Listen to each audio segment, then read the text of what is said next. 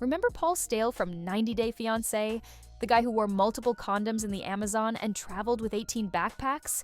His life has gone from reality TV riches to an absolute nightmare. And I'm not exaggerating. What's happening to him right now is one of the darkest falls in reality TV history. Let's get into it. Paul once made up to $60,000 per month at the height of his fame.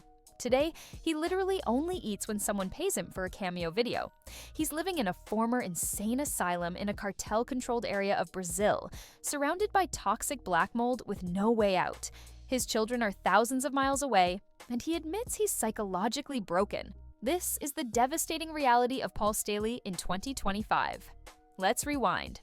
Paul became infamous on 90 Day Fiancé, before the 90 days, for his extreme paranoia and awkward behavior. His relationship with Karine was messy from day one, but viewers couldn't look away.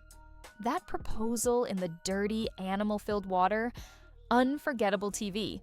They got married, had 2 sons, Pierre and Perry, and Paul was raking in serious money.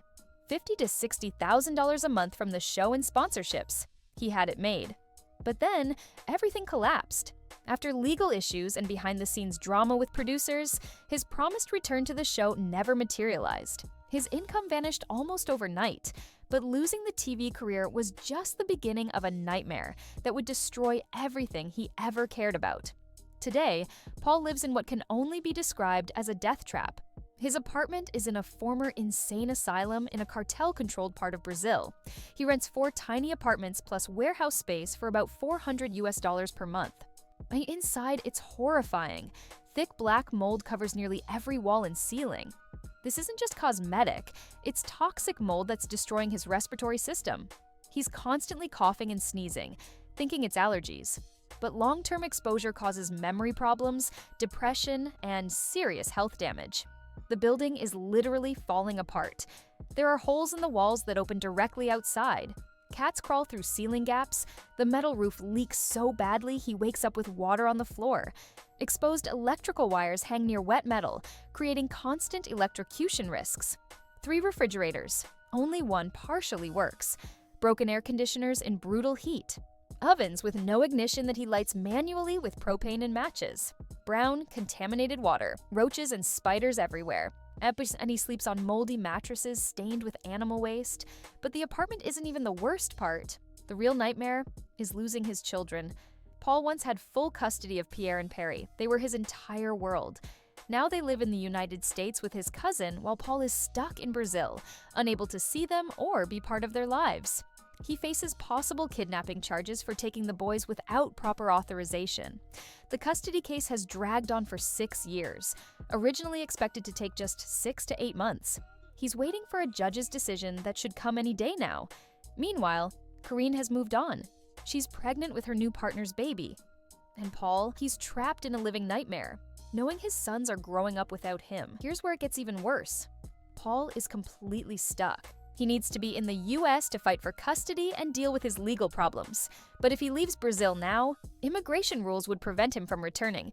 He still pays $1,200 a month for his American house that he can't live in.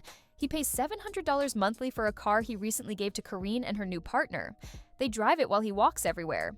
Friends tell him an American jail cell would be better than where he's living now. Paul agrees, but he won't leave because, in his words, "If I leave here, I can't come back. So I lose everything." But what is he really losing? Mold, broken appliances, contaminated water, and complete isolation. Paul's mental health has completely collapsed. He spends most days lying on a mold-covered sofa in complete darkness.